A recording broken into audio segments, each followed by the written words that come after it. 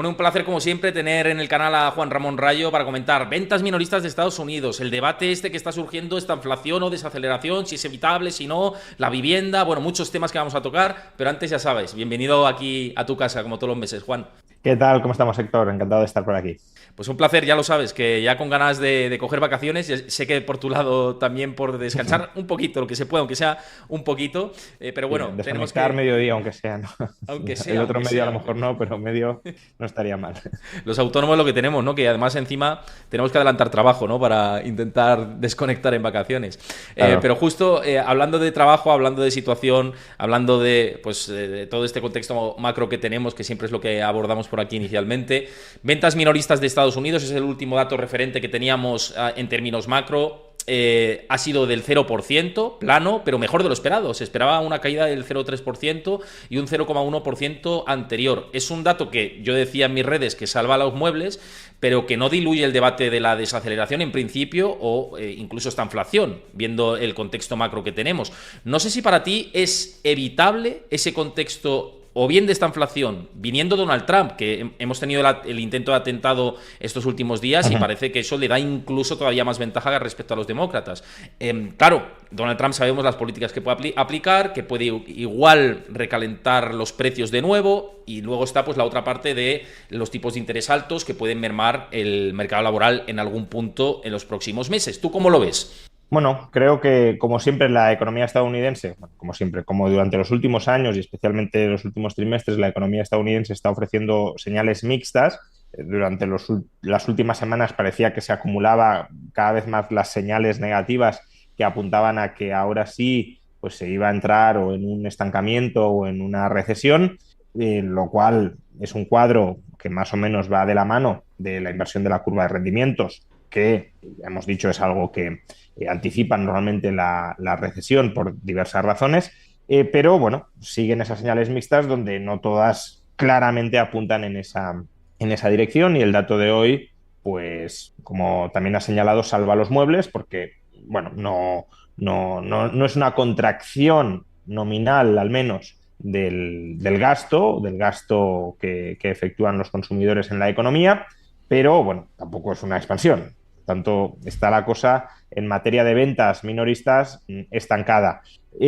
Claro, cómo se vaya a resolver el asunto durante los próximos meses creo que ya es aventurar demasiado. Aventurar demasiado porque tampoco sabemos exactamente cómo va a ser una presidencia de Trump si es que finalmente gana, que también ahora mismo estamos dando por hecho la victoria y probablemente tenga sentido considerar que la probabilidad de victoria ha aumentado mucho, pero la política siempre es un juego de acción-reacción. Por tanto, tampoco hay que esperar que los demócratas vayan a estar de brazos cruzados hasta noviembre y que no tengan ninguna capacidad de tratar de revertir la situación. Quizá no la tengan, pero tampoco es que en política no hay que dar a nadie por muerto, y más con tantos meses por delante, bueno, 3 meses, 3, 4 meses por delante, que concede un cierto margen para planificar algo y tratar de cambiar las tornas, ¿no? Pero bueno, aun cuando gane Trump, no sabemos cómo va a ser la presidencia de Trump.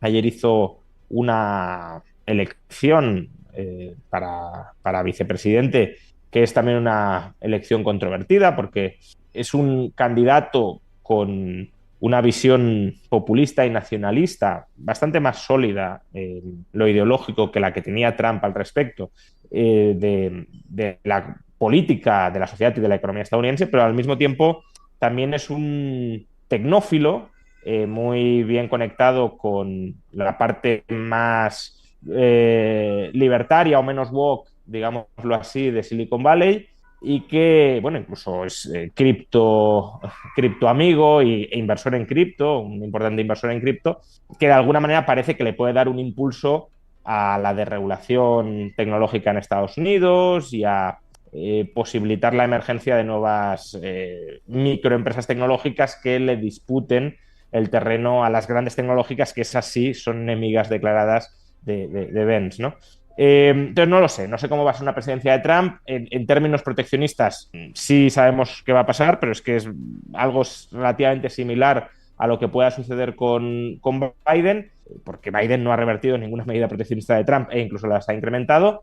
Y por eso digo que a medio plazo es aventurar mucho qué pueda pasar cuando aún no sabemos ni cuál va a ser la agenda económica, el programa, ni siquiera la actitud que se pueda tener con respecto, por ejemplo, a la Reserva Federal. Si hemos escuchado que Trump quería cesar a Powell y quería una Reserva Federal más controlada, pero es decir, hasta qué punto Trump va a llevar su envite y su ofensiva contra el establishment. No lo hizo del todo en su primer mandato, parece que ahora sí está más decidido a hacerlo, pero no sabemos si realmente lo va a hacer. Entonces, es bastante especulativo. Yo no me aventuraría a decir demasiado sobre lo que pueda suceder con Trump, porque no sabemos realmente qué va a suceder con Trump. Incluso, fíjate, esto que dices de la Reserva Federal, que es cierto que él ha dicho en múltiples ocasiones que quiere la cabeza de Powell, que no le gustan las acciones restrictivas que ha tenido con los tipos de interés, que debería bajarlos, lo ha dicho muchas veces, pero incluso cambiando la cabeza de Powell no va a cambiar digamos, el cónclave del FOMC, no se va a cargar a todos los miembros con derecho a voto, que además lo tienen con derecho a voto hasta fechas delimitadas, es decir, que su acción dentro de la Fed incluso puede ser limitada, puede presionar o puede meter más acción política dentro de lo que es la Reserva Federal. Hablo de los miembros con derecho a voto a la hora de votar la bajada de los tipos de interés o la subida, todo lo que tiene que ver con la política monetaria, pero sí que quizá más telefonazos de la cuenta. Pero es que quien no te dice que Biden ya lo ha hecho, que yo creo que, y Claro. hemos tenido muestras que esto ha sido así, ¿no? Sí, efectivamente, y ya digo, pueden cambiar muchas cosas, porque Vance, por ejemplo, también es un partidario de un dólar débil, no de un dólar fuerte, porque considera que Estados Unidos se tiene que reindustrializar y convertir casi en una potencia exportadora de manufacturas, y que el dólar fuerte, pues de alguna manera debilita esa posición económica de Estados Unidos, lo cual, claro, un dólar débil iría de la mano de forzar bajadas de tipos de interés en la Reserva Federal. En parte lo que señalas es cierto, pero también Vance, por ejemplo, se ha manifestado en muchas ocasiones partidario bueno, de entrar en una crisis constitucional si hace falta, con la división de poderes interna de Estados Unidos, ¿no? Cuando le preguntaron qué harías si el Tribunal Supremo falla en contra de alguna acción que quiera llevar a cabo el gobierno, Vance dijo que desobedecería al Tribunal Supremo porque el Tribunal Supremo se estaría inmiscuyendo en las actividades o en las acciones del gobierno federal, y que eso no sería generar una crisis constitucional, sino simplemente reconocer la existencia de una crisis constitucional, porque desde el momento en el que el Supremo pisotea al gobierno federal ya está habiendo una crisis constitucional. Por tanto, no lo sé.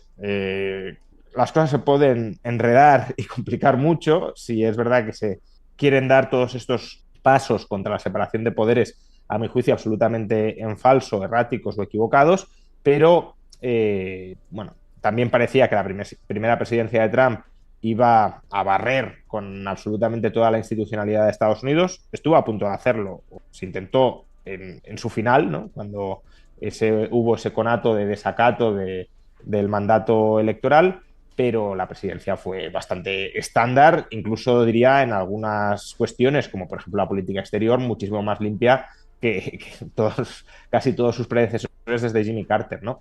Entonces, una cosa es el discurso populista que desde luego se articula para llegar al poder, incluso para ejercer el poder, y otras las políticas concretas con los pesos y contrapesos que siguen existiendo en Estados Unidos que pueden terminar articulando. Pero como digo, no lo sabemos, puede ser que al ser el segundo mandato, al no tener que ser reelegido, al tener toda la experiencia de que el Deep State de alguna manera ha saboteado la acción de gobierno de Trump y el establishment republicano también ha frenado la acción de gobierno de Trump, pues ahora quiera ir con la pisonadora y barrarlos a todos, ¿no? Entonces, ahí hay una cuestión de casi incertidumbre, no sé si pura, pero muy elevada, y por eso tratar de descifrar qué puede pasar con la economía estadounidense a partir de las próximas presidenciales, sobre todo si gana Trump, es muy complicado de prever, tanto para bien como para mal, porque, claro, todo lo que he dicho hasta ahora es para mal, pero Trump también, al menos el discurso tecnológico que ha articulado, hasta el momento creo que va bastante bien orientado. Es decir, que Bitcoin que Estados Unidos se convierta en el gran refugio de Bitcoin a escala internacional, facilitar la inversión, ¿no? Que es uno de los cuellos de botella que existe en generación eléctrica para el desarrollo de la inteligencia artificial. Entonces, ahí sí que hay una cierta comprensión, pero también siendo consciente de los riesgos que acarrea la inteligencia artificial, probablemente más consciente que otros candidatos del tablero político ahora mismo en Estados Unidos. Ejemplo, ¿no? En algún momento en una entrevista Trump dijo, imaginemos que uno de estos vídeos, que ya son suficientemente realistas de inteligencia artificial, pues reproduce mi imagen y mi voz, que yo he visto que ya lo han hecho y realmente no consigo distinguir si yo he dicho eso o no lo he dicho, y que se publica en redes sociales ese vídeo, que a corto plazo es indistinguible de si es Trump o no, un vídeo de Trump como presidente de Estados Unidos dando la orden de lanzar misiles nucleares contra Rusia y contra China. Claro, dice Trump, ahí la clase política rusa y china, ¿qué hace? Porque tiene una fracción de segundos o de minutos para reaccionar. ¿Respondes con misiles nucleares o no? ¿O crees que ese vídeo es falso? Pero si crees que es falso y te equivocas, te arrasan, y si crees que es verdadero y es falso, inicias una guerra nuclear, ¿no? Entonces, Total. digamos que tiene una cierta capacidad de comprensión o de intuición del potencial de la inteligencia artificial que quiere desarrollar en Estados Unidos, porque entiende que es inevitable y, por tanto, si es inevitable, quiere que se desarrolle dentro de Estados Unidos, y además tiene sentido, creo que en aras de intentar que esté lo más alineada posible con una cierta protección, con lo complejo que es todo eso, de la libertad individual, tiene sentido que se desarrolle dentro de Estados Unidos, pero siendo además consciente de los riesgos y de los retos que acarrea. Y ahí parece que también va a haber una apuesta importante. Entonces, es una candidatura en lo económico con muchas sombras que conocíamos del primer mandato, pero también con algunas luces, o al menos con una cierta perspectiva renovadora con respecto a cuestiones muy cruciales, como pueda ser los activos digitales o como pueda ser la inteligencia artificial, con respecto a lo que tenemos hoy, que es más bien una gerontocracia atascada en la inercia institucional del país. Y mira, de activos digitales también se ha mostrado contrario al dólar digital, es decir, ha abrazado la filosofía Bitcoin, como bien decías, pero también contrario a las CBDCs. Vamos a ver si luego eso lo aplicaría o no, porque tener ese mecanismo de control monetario es un caramelo en dulce para muchos gobernantes, esa es la realidad, entonces habría que ver qué termina haciendo. Pero luego lo que decía por aquí el Rogero por el chat, dice, a Vance tampoco le gusta el concepto de dólar como moneda de reserva mundial. Claro, es que hay tantas incógnitas abiertas que es muy difícil ahora anticiparse a ese escenario. Lo cual, yo creo que ahí tiene bastante razón, que no es positivo para Estados Unidos que el dólar sea una moneda de reserva mundial, o no es necesariamente positivo. Es verdad que el dólar como moneda de reserva mundial tiene ventajas de financiación para Estados Unidos, pero también lo aboca a tener que ver qué hace con toda esa financiación gigantesca que recibe casi gratis, ¿no? Y en ese sentido, claro, si una economía vive del crédito, pues claro, también deja de producir en parte, porque si yo puedo consumir porque me regalan los bienes, pues dejo de producir. Y ese es un poco el argumento, ¿no?, que hace Vance de la desindustrialización como consecuencia del dólar fuerte. No es solo que el dólar fuerte como que reste competitividad a Estados Unidos, sino que además todo el excedente de financiación que recibe Estados Unidos contra el dólar, de alguna manera permite que Estados Unidos viva de prestado, en lugar de vivir produciendo y aumentando internamente la productividad. Mira, vamos a compartir pantalla volviendo un poco al tema anterior de la situación, contexto de Estados Unidos. Estamos hablando de esa hipótesis de que salga el Partido Republicano ganador de las elecciones de Estados Unidos, que ahora mismo hay más de un 70% o un 67% me parece de probabilidades de que saliera Donald Trump victorioso. También es verdad porque no se sabe qué va a pasar con el Partido Demócrata y lo que has comentado anteriormente. Pero fíjate, volviendo al dato de ventas minoristas, voy a compartir pantalla muy rápidamente.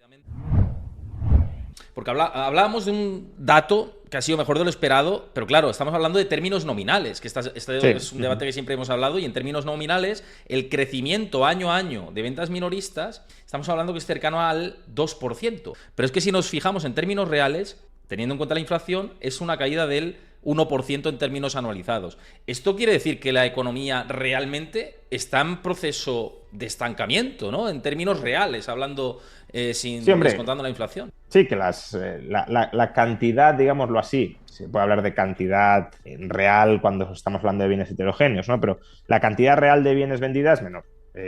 Lo que pasa que es cierto que las dos variables son importantes. Es decir, tanto la evolución de los ingresos nominales como la de los ingresos reales es importante. A veces nos enfocamos mucho en estudiar o analizar la evolución de las variables reales descontando la inflación, porque al final lo que cuenta parece ser que son pues, la cantidad de bienes y servicios que se producen o que se venden, etcétera. Pero no olvidemos que desde un punto de vista financiero la nominalidad es importante. Es decir, por ejemplo, la capacidad de repago de las deudas de los minoristas no depende tanto de los dólares reales que ingresen, sino de los dólares nominales. Por tanto, que no se interrumpa el flujo de ingresos nominal, sino que se estabilice, da de alguna manera un cierto soporte a la capacidad de repago de sus deudas o a la capacidad de hacer frente a sus salarios, al pago de los salarios, porque claro, si ingresas menos, nominalmente menos, también tendrás que bajar los salarios nominales. Y si no se puedes bajar los salarios nominales, pues ahí tendrás un problema y un conflicto interno. En cambio, si han subido los precios, aunque te hayan subido algunos costes y por tanto tus ganancias no hayan aumentado, si los ingresos antes de pagar salarios en términos nominales no te han caído, pues podrás seguir pagando esos salarios y por tanto podrás seguir funcionando. Entonces, las dos perspectivas son importantes, ¿no? La real sí que te acredita como que hay un debilitamiento claro de las condiciones subyacentes en la economía, pero la nominal también te está informando de que el flujo de ingresos a partir de los cuales las empresas funcionan se está manteniendo y por tanto que hay un menor riesgo de caída por cuestiones financieras. Sí, totalmente. Y además esto también lo quería poner de relieve por el hecho de lo que siempre comentamos, ¿no? De cómo la inflación termina afectando a todo, incluso a la hora de nosotros intentar tener el mismo poder de compra que hace un año y cómo tenemos que movilizar ese dinero y como siempre hemos comentado por aquí, con alternativas como las que propone Freedom 24, ¿no? Con las colocaciones de dinero a largo plazo, a 3, 6, 12 meses, que fijémonos, estas opciones que nos están dando un 3,9% en euros anualizados a 3 meses, a 6 meses un 4,51 y a 12 meses un 5,41%. Y en dólares todavía más, en dólares incluso a 12 meses nos están ofreciendo un 8%. Y como, pues si hablábamos antes de términos de ventas minoristas, centralizándonos ahora en el ahorro personal, como es interesante, en mi opinión personal y no como una recomendación de inversión, poder hacer este tipo de aportaciones, sobre todo con ese contexto de incertidumbre geopolítica, política, de qué van a hacer con los tipos de interés, si Powell va a bajar los tipos o no, si luego cuando llegue Trump los va a bajar todavía más, ¿no? Anticiparse ahora, Juan, es vital, ¿no? Teniendo en cuenta este contexto. Sí, a ver, aquí diría varias cosas, ¿no?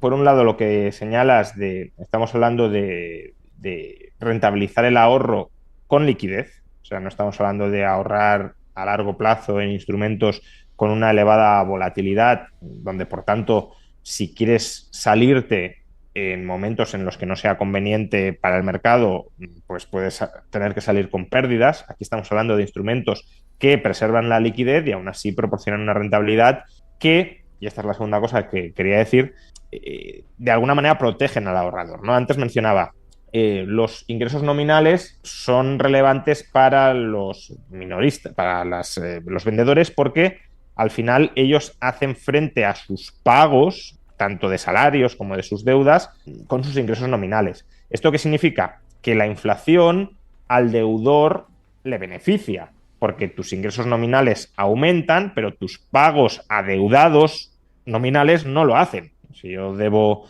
10.000 euros y se duplica la inflación, sigo debiendo 10.000 euros. Ahora mis ingresos también se habrán duplicado con la inflación y por tanto tendré mayor capacidad para hacer frente a esa deuda. Sin embargo, para el acreedor, para el ahorrador, la inflación le perjudica. Si yo soy el acreedor al que le debes 10.000 euros, si me sigues debiendo 10.000 euros después de que se hayan duplicado los precios, pues es como si estuviese recuperando solo 5.000, ¿no? Me he empobrecido en términos de poder adquisitivo. Por eso es importante que busquemos formas en las que invertir nuestro ahorro que proporcionen una rentabilidad nominal que como poco cubra la inflación, es decir, que proporcionen una rentabilidad real positiva. Y bueno, tampoco pensemos que hay tantas, porque cuando la inflación es alta, los tipos de interés nominales también tienden a subir. Pero claro, cuando la inflación baja, los tipos de interés nominales también tienden a caer. Y eso lo estamos viendo ahora con, por ejemplo, las rentabilidades que ofrecen muchas entidades bancarias. Han estado ofreciendo, o incluso otros neobancos, etcétera, ¿no? Han estado ofreciendo rentabilidades, pues, históricamente altas para lo que solía ser desde el año 2008 o 2009, pero ahora en este contexto de aparente desinflación, pues esas rentabilidades, el calor de las bajadas de tipos de interés de los bancos centrales también están disminuyendo. Por tanto, claro, encontrar instrumentos de ahorro que proporcionen rentabilidades reales positivas y que además te permitan preservar una cierta liquidez, una cierta posición de liquidez, no es tan sencillo. No, totalmente. Y por eso yo ya siempre hemos hecho, cada vez que has venido aquí, aportaciones para ver cómo funciona estas colocaciones de dinero a largo plazo, y porque es dinero propio que yo digo, oye, para tenerlo en el banco como mucho remunerado en el tradicional al 0,15, 0,20, 0,30 y en neobancos tampoco estamos teniendo unas rentabilidades tan elevadas, pues dinero que no vas a utilizar, pues lo vas moviendo, ¿no? Y ahora justamente me había vencido una colocación que hicimos hace 3 o 6 meses, ya no me acuerdo, y tenemos ahí 1.100 y pico euros disponibles, y lo voy a poner aquí a 6 meses para que la gente lo vea. Colocación, vamos a poner 1.100 euros, le damos a confirmar en estas colocaciones de dinero a largo plazo, damos a enviar pedido y ya lo veis que se ha hecho ya la aportación, y ya hemos hecho diferentes aportaciones en los programas. Como veis, ahí tenéis todas las rentabilidades. Os ha pasado Chris por el chat el enlace a la plataforma para que os la podáis descargar y ver estas posibilidades y otras que tiene también Freedom24. Ya os digo, no es una recomendación de inversión, pero sí que os tengo que decir una cosa importante, y es que hay una welcome promo, es decir, una promoción de bienvenida para todos vosotros, los que lo veáis desde aquí como desde YouTube, y os dan, dependiendo de la aportación que hagáis y dependiendo del código, tenéis ahí todo en la descripción del vídeo de YouTube, delimitado y fijado para que veáis qué tenéis que escribir exactamente para la promoción, pero os pueden dar desde 3 acciones hasta 20, dependiendo de la cantidad que ingreséis en la plataforma. Así que para que lo tengáis en cuenta, que podéis hacer vuestras colocaciones y rendir este tipo de rendimientos que podéis tener a 3, 6 o 12 meses, pero además os pueden regalar acciones con estas colocaciones si no sois clientes y os hacéis clientes ahora. Así que, lo dicho, por el chat lo tenéis, el enlace a la plataforma, también aquí abajo lo teníais, perdonad que creo que no tengo el QR, pero lo tenéis en la descripción del vídeo de YouTube, y lo tenéis en el comentario fijado también para que os lo podáis descargar, y también en el comentario fijado de YouTube de Juan Ramón Rayo, que subirá este vídeo a su canal también a posteriori, y en la descripción del vídeo. Pero para que veáis que esto es interesante si queréis rentabilizar vuestro dinero y no perder poder de compra de cara al futuro. Al final lo que tenemos que hacer como ahorradores es anticiparnos a esto, ¿no? Cuando tienes el problema, ¿qué hago? No, antes del problema, pues moverte con prontitud, ¿no? Bueno, dicho esto, que quería hablar de otro tema muy importante que ha sido muy de actualidad, Juan, en estas últimas horas. Y son estas declaraciones de Yolanda Díaz, que ha puesto el foco en la industria de gestión de activos que tanto sigo por mi parte, y que tú también observas toda la política económica, etcétera. Y lo que dice Yolanda Díaz es que hay que subir impuestos a los fondos de inversión. Es un poco llamativo, ¿no?, el grado de ocurrencias que está habiendo últimamente, que justo liga esto que ha dicho Yolanda Díaz con las declaraciones de Larry Fink de BlackRock, que ha pedido a Trump y Biden menos regulación para los fondos de inversión. Por un lado tenemos a la industria de la gestión de activos pidiendo menos regulación y más laxitud para democratizar la entrada a productos de ahorro y de inversión, y por otro lado algunos políticos diciendo que no, que hay que poner más trabas para invertir. Entonces, un batiburrillo importante, ¿eh? Bueno, a ver, yo lo que diga la industria siempre lo pondría en cuarentena, porque la industria defiende sus intereses, y sus intereses no tienen por qué ser lo que a veces se llama interés general, ¿no? Pueden ser, Claro, tratar de obtener privilegios a costa de los demás. Hay que analizar exactamente qué piden y si tiene sentido lo que piden. Pero, claro, obviamente la industria siempre querrá, pues, un marco regulatorio más laxo, porque regulación son costes y menos regulación son menos costes sobre ellos. Que no lo estoy criticando, simplemente digo que habrá que analizar concretamente cada medida de las que piden para ver si tienen sentido, al margen de que sean ellos quienes lo pidan o no. Lo de Yolanda Díaz sí que me parece una cosa bastante indignante, no por la medida específica que plantea, que como ahora explicaré es una burrada, pero por todo el enfoque general con el que la izquierda, o al menos una parte muy importante de la izquierda de este país, afronta la problemática del ahorro y de la construcción de un patrimonio personal para los ciudadanos. Porque, a ver, esta misma izquierda que está haciendo esto nos dice, durante una parte del día nos dice esto, y durante la otra parte del día nos dice que está muy mal eso de invertir en inmuebles, aunque sea una segunda residencia. Pero claro, si tú tienes una segunda residencia y la sacas en alquiler, estás especulando con una necesidad básica, y que la vivienda no tiene que ser un producto de ahorro, un producto casi financiero, no ha de ser una mercancía. La vivienda es un bien de primera necesidad y por tanto ha de estar fuera de la lógica de mercado. Esta gente no querrían que los españoles ahorren en una segunda residencia. De momento toleran la primera, ¿no? Que te compres tu propia casa y tengas ahí el patrimonio inmovilizado en tu propia casa. Lo que pasa es que esa forma de ahorrar es una forma de ahorrar bastante poco conveniente. Es más una forma de transferir riqueza entre generaciones, pero si yo tengo una necesidad de liquidez no voy a vender la casa en la que vivo, por ejemplo, ¿no? O si quiero hacer un gasto extraordinario no va a ser a costa de la casa en la que vivo. Que, a ver, hay fórmulas como pedir una hipoteca sobre la vivienda, pero no es una forma muy conveniente de ahorrar. Entonces, el exceso de ahorro, más allá de ser propietario de tu vivienda, de la vivienda en la que resides, no quieren que lo aparquemos en una segunda vivienda. O al menos que si lo aparcamos sea para regalar ese activo a un inquilino. Entonces uno diría, bueno, pues si no quieren que invirtamos en el ladrillo, que tienen prejuicios contra esto de que la vivienda es un bien de primera necesidad y de que se genere un mercado de ahorro y un mercado financiero alrededor de ella, verán con buenos ojos la inversión bursátil, porque la inversión bursátil es canalizar ese ahorro a dar financiación al tejido productivo de un país o de otros países para permitir la acumulación de capital y para permitir el aumento de la productividad. Si no es vivienda, pues que nos permitan invertir en acciones. Ahí no hay bienes de primera necesidad ni nada por el estilo. Es puramente inversión en productos financieros que son productos financieros en sí mismos. Pues no, tampoco. Porque, a ver, el ahorrador promedio no es un experto a la hora de seleccionar acciones en general. Con lo cual, el modo en el que accede a la inversión bursátil es a través de un intermediario como un fondo de inversión, una institución de inversión colectiva, que le permite, por un lado, diversificar mucho más la inversión de lo que él mismo sería capaz y, por otro lado, le permite acceder a una gestión profesionalizada de ese ahorro o al menos automatizada a bajas comisiones.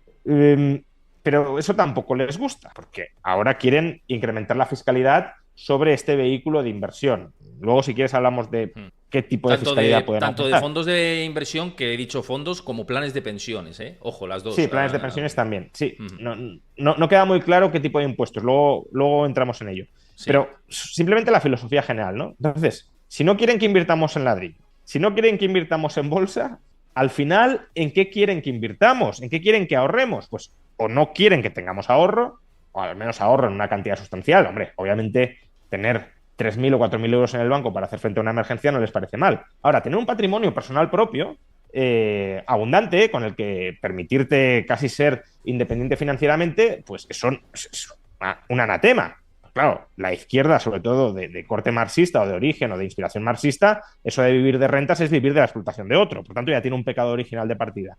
O no quieren que tengas ahorro, o si tienes ahorro, ¿qué te queda? El depósito bancario, es decir, darle financiación a un sistema bancario oligopolizado que ellos más o menos controlan, o, eso sí, eso no lo critican al menos de momento, de hecho les parece muy patriótico, invertir en deuda pública, que es financiar al Estado, financiarles a ellos. Pero ya, si quieres financiar o la inversión residencial o la inversión no residencial de un país, eso expulsado, eso tarjeta roja, eso sanción.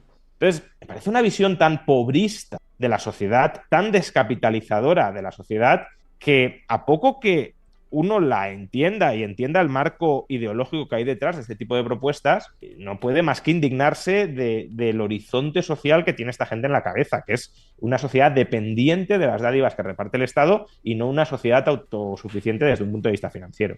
No, y que es que, vamos, estoy completamente de acuerdo con lo que dices, pero es que además lo que están haciendo es disuadir que se genere riqueza y que esa riqueza al final se distribuya más. Y muchas veces he recibido, con esto que quiero decir, muchas veces he recibido críticas en redes sociales cuando pues se ponen a criticar a BlackRock, por poner el ejemplo de una gestora que antes hemos hablado de ella, que habla del tema de los fondos de inversión, es que BlackRock domina, es que tal, y digo, vamos a ver, pero si es que BlackRock somos todos. Y con esto que quiero decir, que ¿cuántos planes de pensiones tienen inversiones en algún producto de BlackRock mega diversificado, de inversores particulares? Es decir, que BlackRock no es solo la institución, es que la mayoría de los inversores particulares, si tienen un plan de pensiones privado, si tienen un fondo de inversión, va a tener un ETF de BlackRock o va a tener algo de BlackRock en concreto, y que por eso está creciendo tanto en activos bajo gestión. La gestora está en niveles récord. Entonces, ir contra BlackRock es ir contra el grueso, y es un despropósito estos mensajes populistas de decir, no, es que vamos contra los fondos malvados y los planes de pensiones, y lo que dices tú, ¿y qué se hace? Yo lo único que diría sobre BlackRock, que no lo sé, es si tiene influencia política, ¿no? Porque al final ser un vehículo de ahorro que canaliza tanto capital, te puede dar una cierta capacidad de negociación política, ¿no? Y según para qué utilice esa capacidad de negociación política, obviamente sí está sujeto a críticas. Si es para disponer de mayor libertad, para canalizar el ahorro, fantástico. Si es para obtener favores o privilegios No, claro, claro, para claro. ellos o para algunas de las empresas en las que invierten, pues sí sería desde luego más criticable. O sea, yo el concepto de fondo no lo criticaría. El concepto de que haya una gestora de fondos enorme en sí mismo tampoco me parece criticable. Que un tamaño muy grande te permita de alguna manera hacer lobismo más efectivo, creo que es obvio, no solo en gestoras, sino en cualquier gran Sí, empresa. sí. Y claro, según para qué haces el lobismo, sí podría ser criticable, ¿no?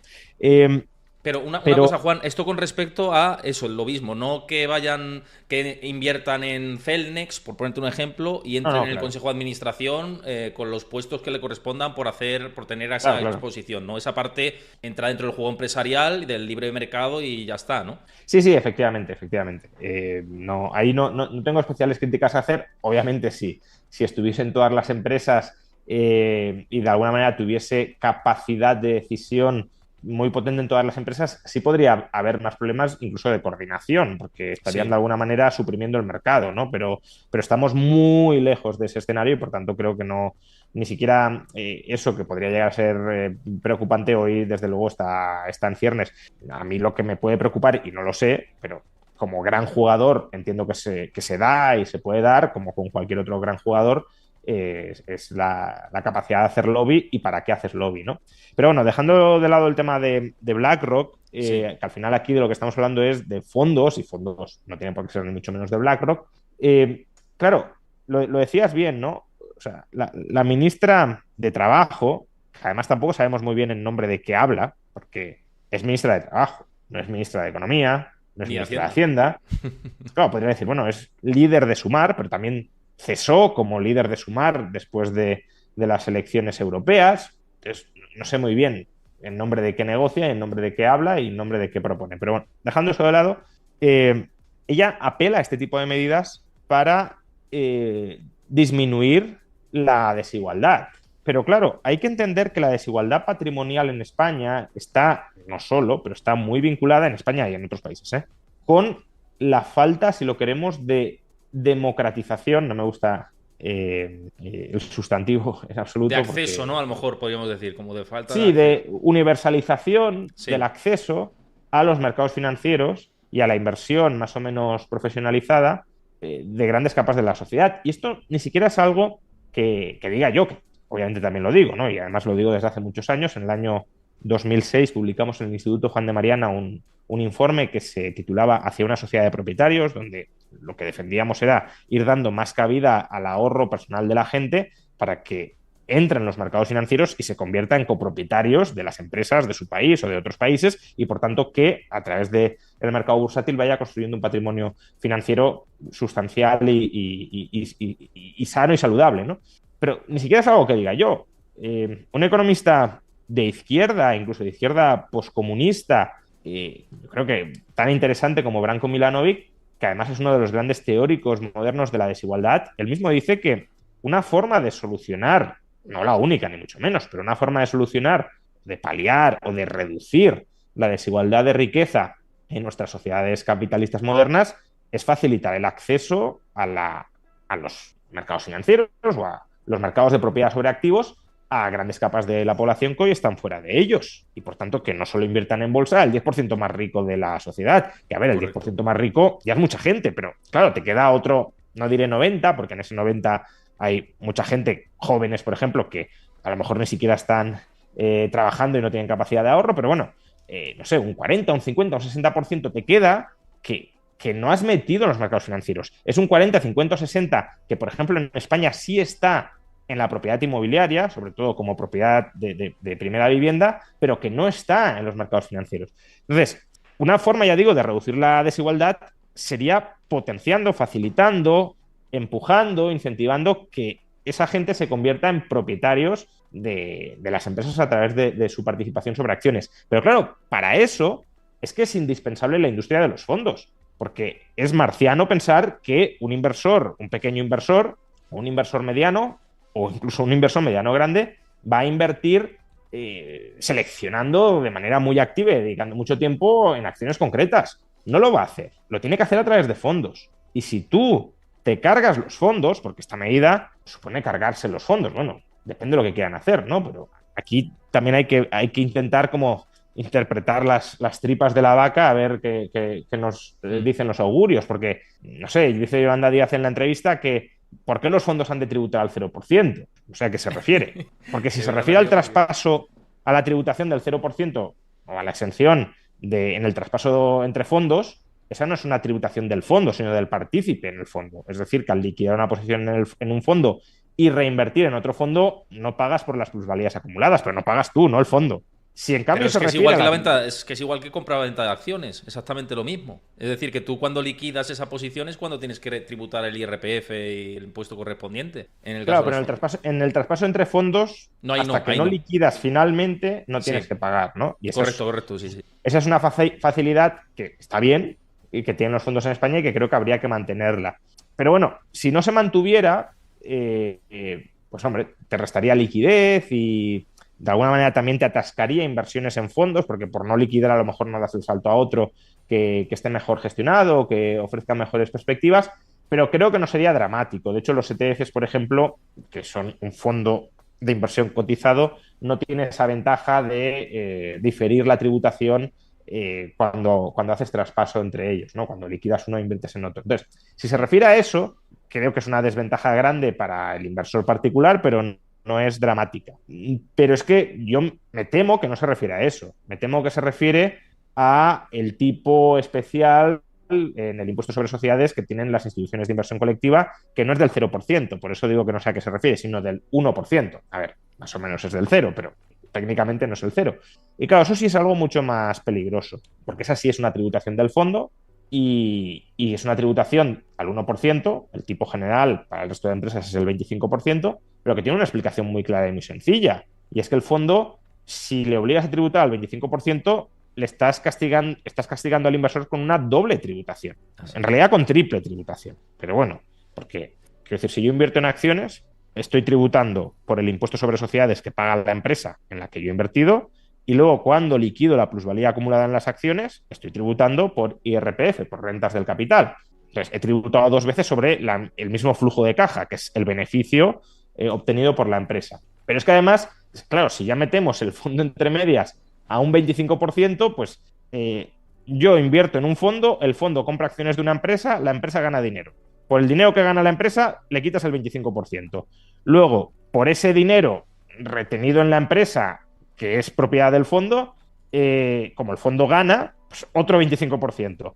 Y ya cuando yo liquido mi posición en el fondo por la plusvalía que tengo en el fondo, pues o un 21, o un 23, o un 27, un 28 o un 29% según el tramo marginal en el IRPF. Entonces, claro, no sé, nos estamos yendo a una tributación efectiva sobre el capital invertido en bolsa que puede estar en el 60-65%. Es un despropósito. Pero claro, es que eso es lo que está planteando. Y está planteando generar una desventaja competitiva enorme a invertir directamente en acciones, porque ahí solo pagaríamos 21, 23, 27 o 20, 28 o 29 en función de rentas del capital, a invertir en fondos, que pagaríamos primero el 25 por el impuesto sobre sociedades del fondo y luego, cuando liquidemos nuestra posición en el fondo, lo correspondiente por rentas de capital en el IRPF. Entonces, claro, ¿quién va a invertir en fondos pagando un 25% más de lo que tendría que pagar? Entonces, no sé, es verdad, como rayo de esperanza, que en la propia entrevista dice que, bueno, que Sumar está planteando una reforma intensa de la fiscalidad en España y que hay cosas con las que el PSOE no está de acuerdo, y esta es una de ellas. O sea, que imaginémonos cómo ha de ser de burrada esto para que el PSOE diga, no, no, por ahí no. Pues esperemos que ahí el PSOE se mantenga firme, entienda el ABC de la tributación de los fondos y no cese en esta posición. Y por cierto, sobre esto, un último comentario, porque todo esto viene ideológicamente de cuando hace más o menos una década la izquierda abanderaba el fin de los privilegios de las SICAP, Sí. porque las SICAP, que tributaban o tributan también al 1%, o sea que ya se las han cargado de facto, las SICAP tributaban al 1% no por ser SICAPs, sino por ser instituciones de inversión colectiva como los fondos de inversión. Y algunos, ya dijimos en ese momento, cuidado, que esto es irrelevante. O sea, es irrelevante. Quien tenga una SICAV le va a fastidiar mucho, pero no van a recaudar nada y desde un punto de vista de mercado financiero, pues tampoco es que se canalice una gran cantidad de financiación a través de la SICAV ni que sea un instrumento de ahorro muy general. Pero si atacan la SICAV por ser SICAVs, es decir, instituciones de inversión colectiva, luego irán a por los fondos, porque la lógica es la misma.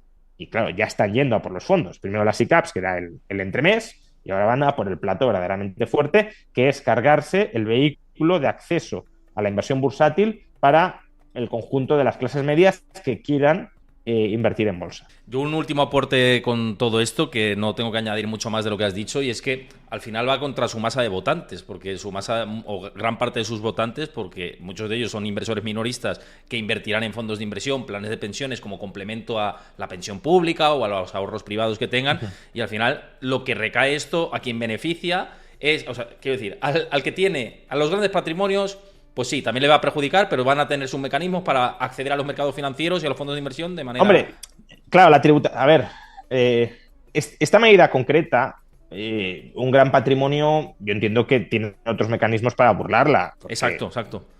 Tendrá su propia... su propio family office o su propia casa de gestión de activos que está al margen de esto. Esto es un canal de inversión para las clases medias, no para los grandes patrimonios. Los grandes patrimonios, bueno, pues podrán tener en una cartera diversificada alguna posición en fondos, pero no invierten esencialmente a través de fondos. Entonces, y aparte, te puedes deslocalizar y ya está. Ahí no hay grandes problemas. Los pequeños ahorradores sí. Ahí está el problema. Oye, para abordar el tema final que venimos hablando y comentando durante los últimos programas también, ha salido un último informe de la Sociedad de Tasación. Estamos últimamente hablando del precio de la vivienda y lo que estiman es que el precio de la vivienda va a subir otro 4% en lo que queda de año y que marcará récord pese a la caída de ventas. Luego hablaba la información sobre el recalentamiento que puede haber de las hipotecas si empiezan a bajar más los tipos de interés, que se caliente el sector y esto que lleve incluso a niveles no vistos desde el 2007, que de hecho se especula que podría volver a subir el precio de la vivienda promedio, por encima del 2007. ¿Crees que se puede calentar? Lo hemos comentado muchas veces con el problema de stock de oferta, la diferente problemática, pero viendo todo este contexto y si hay bajada de tipos más acelerada de lo que estamos planteando o simplemente la que está planteada por parte del Banco Central Europeo, ¿puede calentar la concesión de hipotecas y que esto recaliente también el mercado y que se encarezca aún más todavía, en tu opinión? Mira, Johannes Borgen, que es una cuenta de Twitter de temas financieros muy recomendable, sobre todo focalizada en Europa, ha compartido hace un par de horas los últimos datos de evolución de demanda de crédito hipotecario en el conjunto de la Unión Europea y lo que vemos en el segundo trimestre de 2024 es una aceleración muy fuerte del crédito hipotecario. El crédito hipotecario en el segundo trimestre aumenta un 16%, que se dice pronto. También la demanda de crédito al consumo, es decir, no es algo específicamente de crédito hipotecario, el crédito al consumo crece un 13%, lo cual me preocupa un poco más. En cambio, el crédito empresarial, la demanda de crédito o préstamos empresariales no repunta, sino que sigue cayendo. Entonces, sí, esto es coherente con lo que estamos viendo en el conjunto agregado de la eurozona o de la Unión Europea. Habría que ver luego país por país, más desagregadamente, pero en el conjunto vemos una aceleración, al menos en el segundo trimestre, de la demanda de crédito. ¿Razones? Pues no lo sé. Probablemente la perspectiva de menores tipos de interés y que las propias entidades financieras estén bajando los tipos de interés, lo cual alimenta la demanda de crédito. ¿Tiene sentido? Bueno, en la medida en que hay una escasez de oferta de vivienda y que la perspectiva es a que los precios sigan subiendo, pues claro, cerrarte, digamos, el precio de un activo en el presente para protegerte frente al riesgo de subidas de los alquileres futuros tiene sentido. Incluso, además, financieramente, habría que ver caso por caso, ¿no? Y precio por precio, pero es bastante común que, sobre todo si bajan los tipos de interés, pues la cuota de la hipoteca incluso sea inferior a la cuota o al pago equivalente del alquiler. De manera que eso, claro, que alimenta la demanda de crédito. Lo que hay que ver ahí es en qué medida esa oferta de crédito que están proporcionando los bancos surge a costa de un deterioro de los estándares crediticios, porque si eso fuera así estaríamos sembrando las semillas de un desastre futuro. Si no, pues es verdad que Europa sobre todo países como España, llevan muchos años desapalancándose. El sector inmobiliario en breve llevará muerto, al menos no muerto, pero con una crisis de la que no se ha recuperado enteramente, 2 décadas, que se dice pronto. Sí, cuando hablábamos de hace algunos años ya, claro, de la crisis de Japón como que era una crisis eterna, también hacía 20 años, ¿no? O sea, ahora ya hace más, obviamente, pero que yo recuerdo en 2010-2011 hablar de Japón, ¿no? Cuando empezó ABE a aplicar el Abenomics, etcétera, pues es que esto no hay quien lo levante, es una economía que lleva estancada desde hace años, bueno, pues quedan 20 años. Entonces, 20 años es mucho tiempo para que un sector se reestructure y obviamente la demanda fundamental pueda volver a aumentar. Yo creo que eso es en parte lo que estamos viendo en España. El balance de las familias se ha saneado mucho, la oferta de vivienda no ha remontado en absoluto, los precios han subido y por tanto es un activo relativamente escaso con perspectivas de mayor encarecimiento y frente al cual, o frente al riesgo de ese encarecimiento, pues los ciudadanos se quieren cubrir aunque sea apalancándose. Entonces, sí, todo eso es relativamente verosímil, que supere los precios de 2007, pues también tiene sentido. O sea, si lo pensamos, es verdad que eran precios de burbuja, ¿vale? Esa es la referencia, pero hoy hay muchos más hogares en España que en el año 2007, están mucho más concentrados geográficamente que en el año 2007, hay mucha más demanda extranjera que en el año 2007 y no hay mucha más oferta, con lo cual más allá de que los precios de 2007 tuviesen ese componente burbujístico que también anticipaba crecimientos futuros exorbitantes, desde un punto de vista fundamental, claro que hoy el precio de equilibrio intertemporal, si lo queremos, de la vivienda es más alto que en el año 2007, al menos en ciertos puntos de la geografía española que son como los nucleares, ¿no? Entonces, claro, si esa es la dinámica más o menos previsible después de 2 décadas de un mercado pues difícil para la inversión inmobiliaria desde el lado de la oferta. Hay mucha gente que ha ganado mucho dinero, pero con un mercado que al menos el mercado primario no ha tirado casi nada. La construcción ha estado muy paralizada. Sí, no creo que sea algo absurdo ese tipo de previsiones, más en un contexto de bajada de tipos, claro. Aunque entramos otra vez en el concepto de nominal y real, ¿no? Porque me estaban diciendo por aquí por el chat y digo, es cierto, dice, en términos reales no estamos como en 2007, claro, porque si tenemos en cuenta la inflación, pues no en es términos reales no, pero no sé, pero o claro, sea, no he leído claro. el informe de la sociedad de tasación, no sé si cuando se refieren que vamos a recuperar los niveles de 2007 se refieren en términos nominales, que yo creo que ya los hemos recuperado incluso, Sí. o si se refieren a que en 2-3 años lo recuperaremos en términos reales. Exacto. Eso es. En términos nominales no, pero en términos reales, yo estaba hablando ahora en términos reales, que creo que Claro. incluso en términos reales no me parece tan absurdo que, no sé, en 2-3 años, es decir, 20 años después del pinchazo de la burbuja, recuperemos en términos reales con más hogares, con más densificación de la población en ciertas áreas, con mayor demanda extranjera, que recuperemos los precios reales de entonces. Claro, y fíjate, aquí hay un debate y mucha o gran parte de mi entorno, algunas personas que están cerca y que quieren comprar vivienda y están viendo todo esto que cada vez, no, es que me espero porque ya caerá, y lo que ven es que sube y que las condiciones de financiación tampoco es que sean la bomba, ¿no? Pese a que va a haber bajadas de tipos de interés. Y dicen, no, pues ya me espero a que haya una crisis económica y que todo se venga abajo. Claro, para ti jugar a esto es como el mayor riesgo, ¿no? que puede haber. Lo suelo decir siempre, ¿no? Bueno, siempre que hablamos de este tema. Yo creo que en España tenemos nuestra generación, si lo quieres, muy grabada a fuego la crisis de 2007-2008, que fue un descalabro, especialmente inmobiliario tremendo. Y de alguna manera, cada vez que hablamos de crisis, esperamos, porque crisis es normal que vaya habiendo. Es verdad que llevamos muchos años, quizá demasiados, sin una crisis endógena, si lo queremos, quitando de lado el COVID, que fue exógena. Crisis cada 7, 8, 9 años es normal que haya.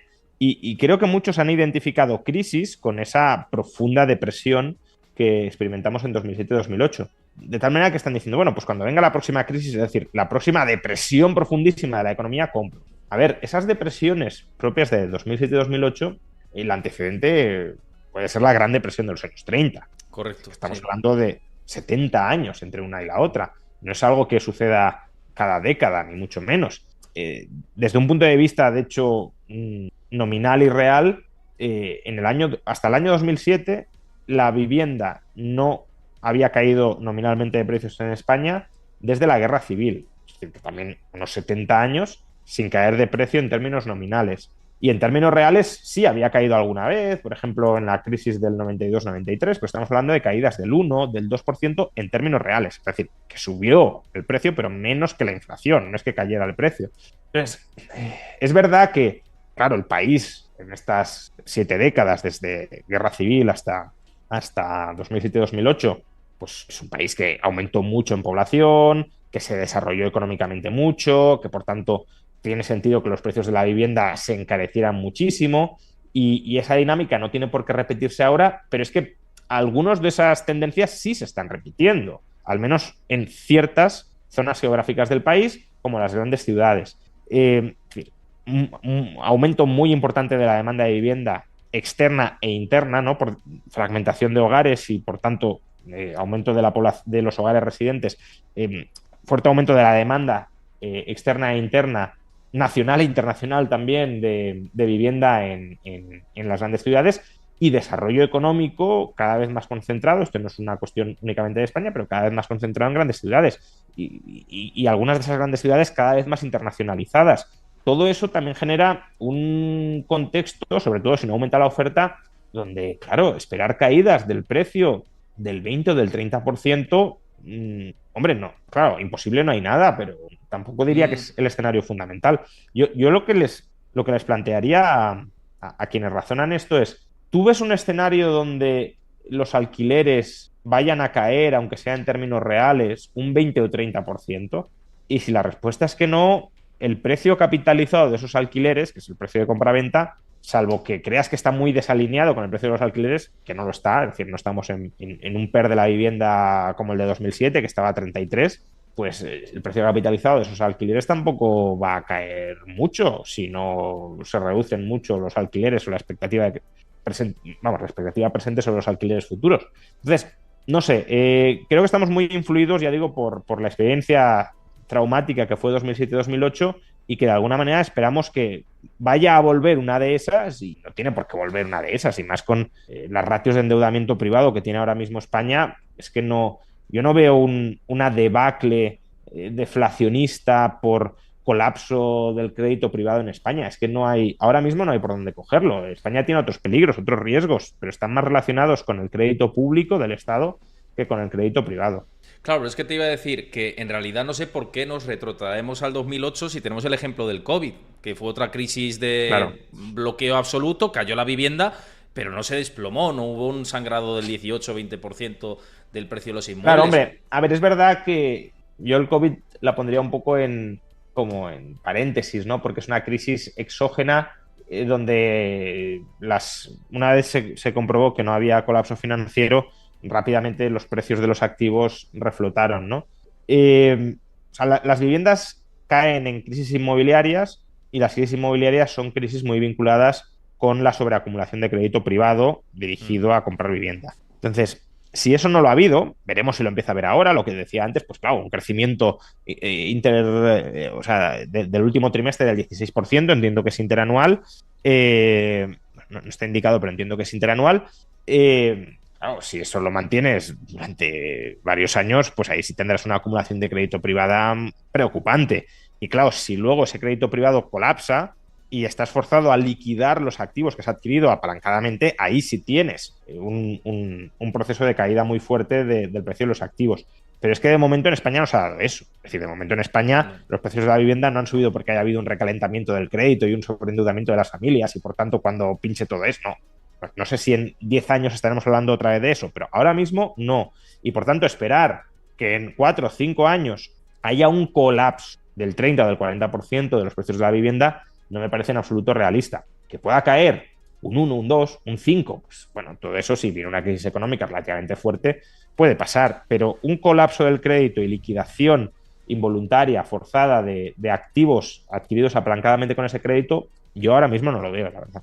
No, yo estoy de acuerdo. Y por cerrar con esto, yo siempre digo que para comprar vivienda, siempre que he comprado, que tengo 2 inmuebles, me fijo en 2 factores. Uno, efectivamente, que el precio esté precio de mercado o un poco por debajo de lo que están las expectativas y demás, o sea, que el precio me encaje dentro de lo que tengo planteado.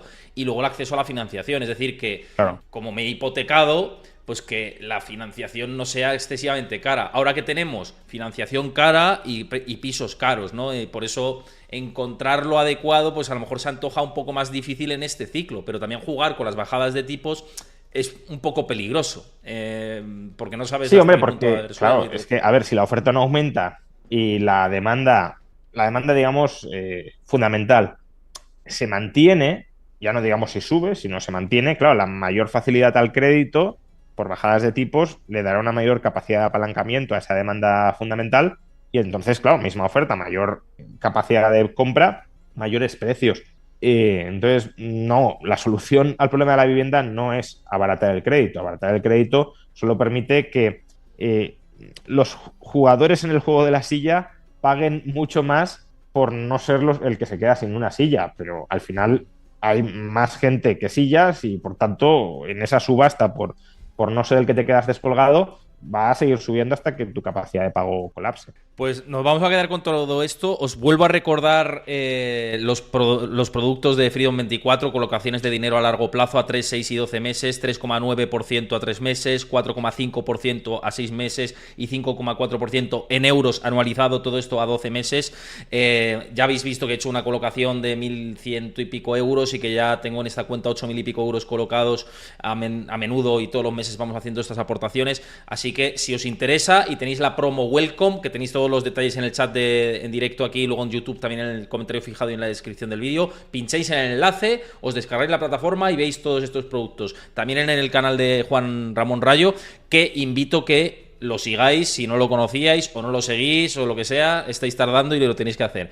Y bueno, pues simplemente recordaros que si os gusta el contenido, la única manera de hacérmelo visible es que dejéis vuestro like, que dejéis vuestro comentario si lo veis desde YouTube, que os ha parecido esto de la vivienda, lo anterior, todas las novedades macro que estamos teniendo, dejádmelo en comentarios, qué os parecen estas charlas con Juan Ramón Rayo que tengo, si os gustan o no, y suscribiros al canal si no lo conocíais y os gusta el contenido, o si no estáis suscritos a mi canal y lo veis habitualmente, pues suscribíos. Y lo he dicho, Juan, que un placer tenerte por aquí, que siempre charlamos a gusto y ya nos vemos en agosto, ya después del verano y un poquito de vacaciones o de descanso, mínimo descanso. Sí, ya nos vemos supongo que a finales de agosto y a ver si tanto tú como yo hemos conseguido desconectar, aunque sea un rato. Hasta mañana, chao. Hasta luego.